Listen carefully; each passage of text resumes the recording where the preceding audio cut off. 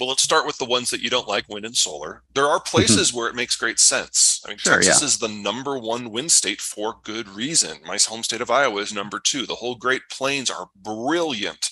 And while most utilities in most zones, the idea of getting to zero carbon is laughable, in that area, it makes sense.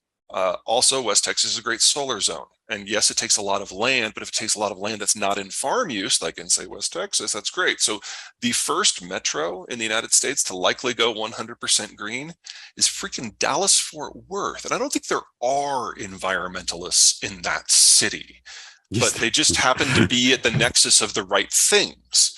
Yeah. Omaha will probably be second. Denver will probably be third. So, it can work in certain places. For For yeah. solar, that's 100% true. For wind, it's not anymore. You get above about 650, 700 feet for the turbines, which is where they're going now. They tap stronger and more reliable wind currents. And so Texas is one of the handful of states that is actually now using wind for baseload. It's also a chemistry issue. Yes, we can, but that generates a lot of plutonium as a byproduct. And then you have a civilian plutonium supply chain. That is something that, as a rule, I would try to avoid. Well, because of the nuclear proliferation weapons Yeah. issue, yeah. I mean, we can control it. I mean, it's a very tightly controlled process. We could do it. I mean, It is I think the technically point. feasible, but yes, you're talking about having tons and tons of plutonium as a byproduct. Weapons grade plutonium is a byproduct every year. And if you Right. get like 10 kilos of that stuff, you have a bomb. On the renewable side. Yeah, I'm absolutely with you on natural gas. It's more flexible, it's less carbon intensive, it's produced at home. We have a methane leakage issue to solve, but that is something that everyone in the industry broadly agrees is an issue, and they are working on it. I don't mean to suggest they're going to solve it tomorrow, but it's not something that is being ignored. The big advantage of natural gas over the more intermittent stuff isn't just its reliability. It's just by definition, your wind turbines and your solar panels are not in your population center. And so Mhm. the weather that you are adapting to with your energy usage locally does not necessarily match up with the production quotient that you have a few hundred miles away.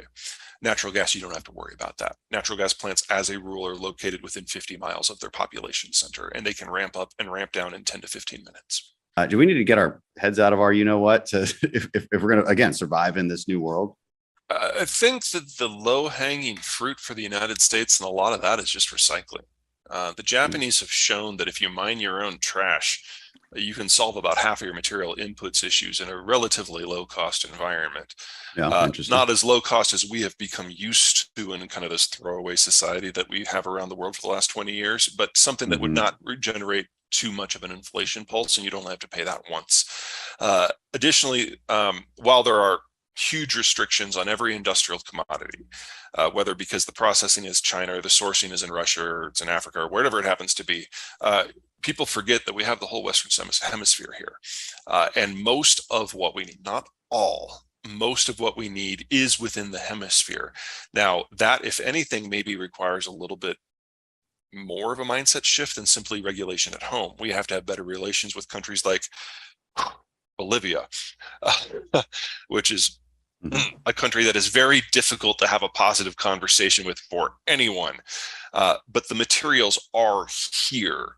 Now, the technologies in play for most of the advanced technologies we're looking at today, including most of the green tech that we're having today, the Western Hemisphere is the only option for getting most of the materials all in one place. Everywhere else, it's kind of scattered, and a lot of times it's behind war zones. So we're having that issue right now with copper and aluminum in Russia, for example. So if these are the technologies we're going to use and depend upon, you are looking at large portions of the world just not playing because they can't get the materials to make the stuff in the first place. And then there's an intermediate step we're going to have to worry about that I'm not too concerned of. Right now, you might produce the lithium in a place like Argentina, but it's processed in China.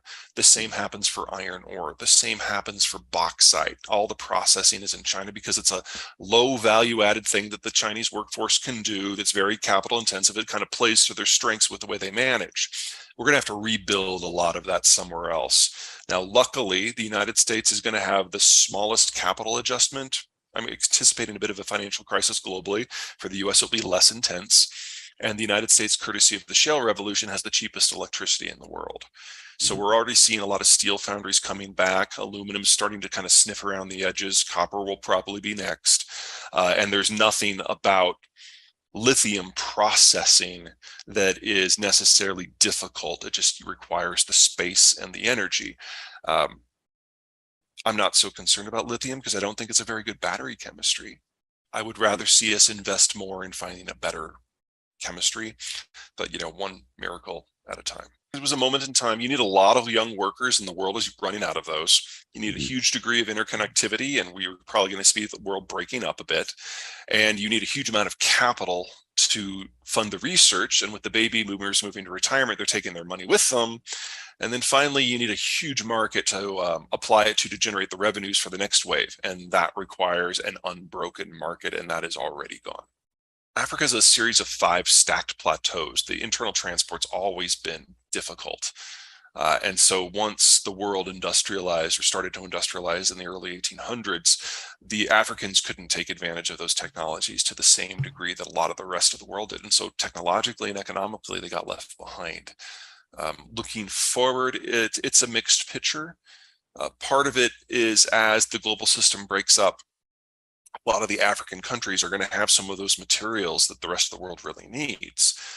But while Africa is not as industrialized as the rest of the world, they are no longer unindustrialized. They can put up a fight. There will not be a new scramble for Africa colonial style. It'll have to be more in partnership. And it's going to take both sides years to figure out what the comfortable operating environment is that's going to slow everything down.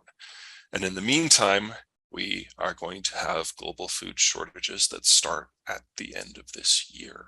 So Africa will be struggling through this period of trying to figure out its role. At the same time, there's just not enough food. Yeah, real rosy picture, Peter. Thank you. We could probably go on for a while, but I know you got another interview and they just called votes here in the Capitol. I hear that's important. You should probably go.